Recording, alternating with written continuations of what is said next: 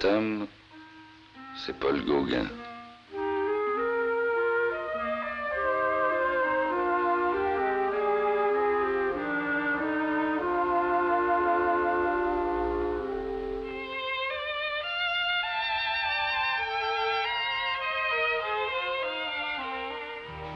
Désormais, je peins tous les jours, écrit-il en 1883.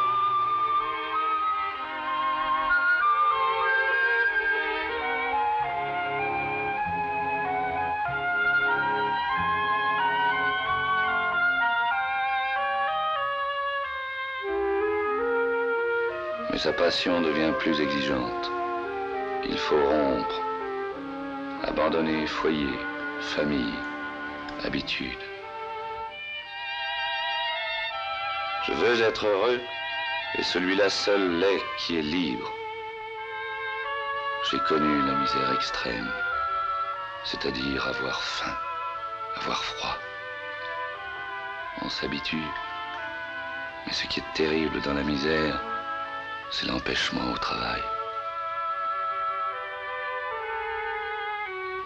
Désormais, sans famille, sans amis, ce que je veux avant tout, c'est fuir Paris, qui est un désert pour l'homme pauvre.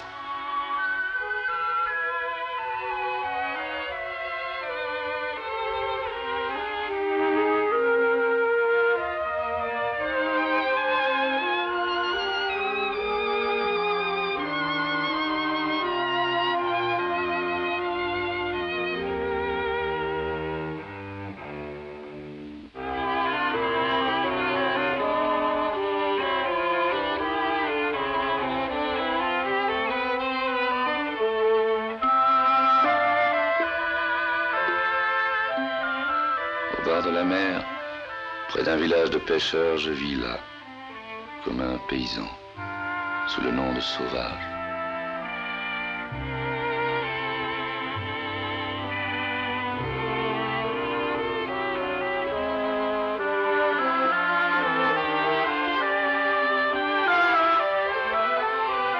Moi, j'aime la Bretagne. J'y trouve le sauvage, le primitif. Quand mes sabots résonnent sur ce sol de granit, j'entends le son sourd, mat et puissant que je cherche en peinture.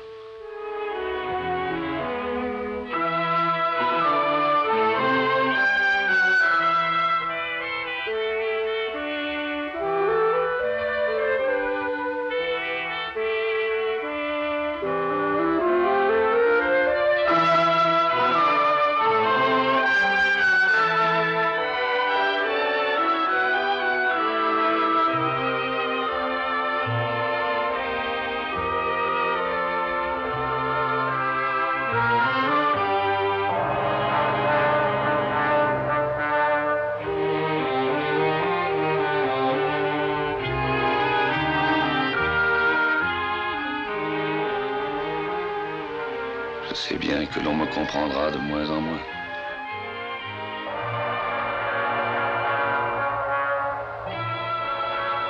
De tous mes efforts de cette année, il ne me reste que les hurlements de Paris qui viennent ici me décourager, au point que je n'ose plus faire de la peinture.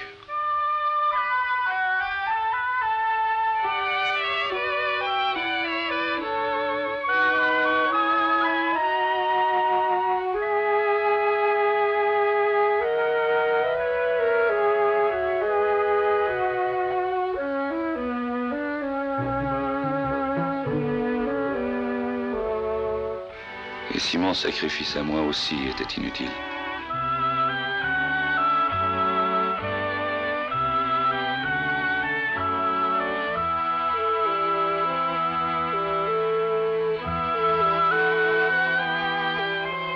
Maudit de tous les miens, j'irai sur une île de l'Océanie vivre de calme et d'art.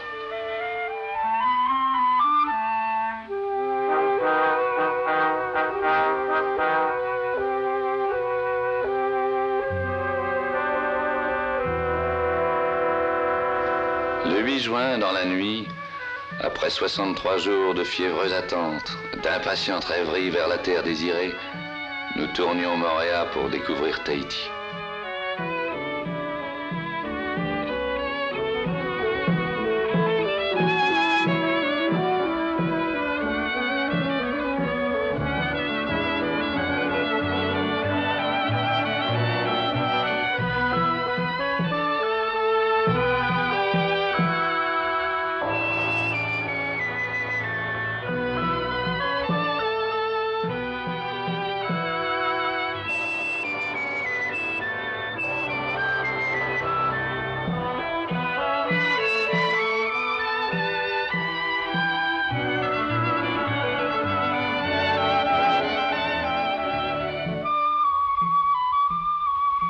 côté, la mer.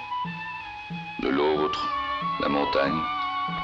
Entre la montagne et la mer s'élevait ma case.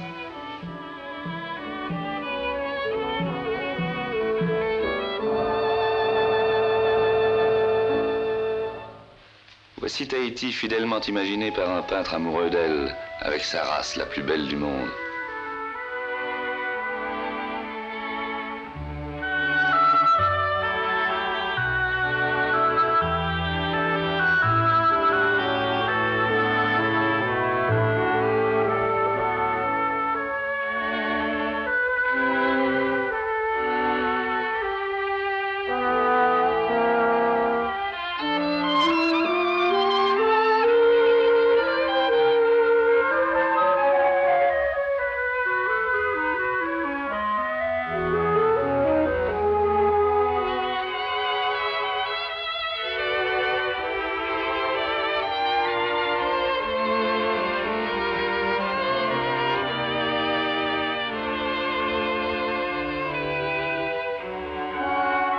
Le plaisir est la seule affaire.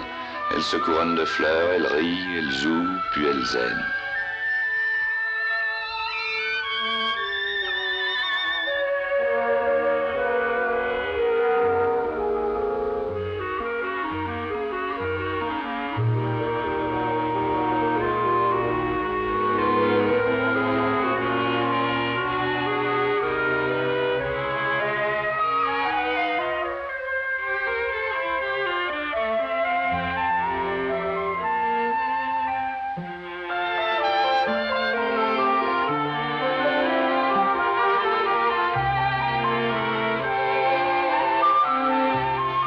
Elles chantent l'amour qu'elles invitent et qui va venir avec la nuit.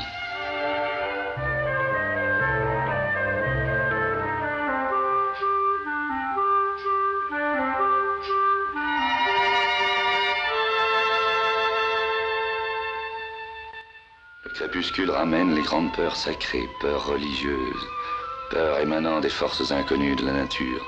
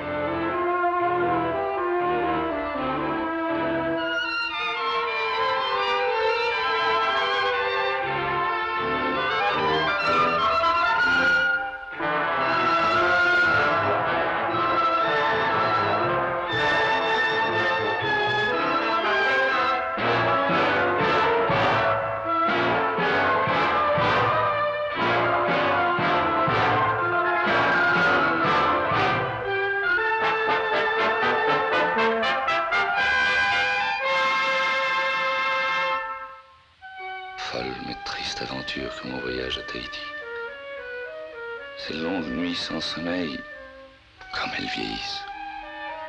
Vaincu par la misère et la maladie, usé par la lutte sans merci que j'ai entreprise, j'ai de telles souffrances qu'il m'est impossible de faire aucun travail soutenu. Si je ne peux plus jamais peindre, moi qui n'ai plus que cela, ni femme ni enfant, la mort n'est-elle pas 100 fois préférable?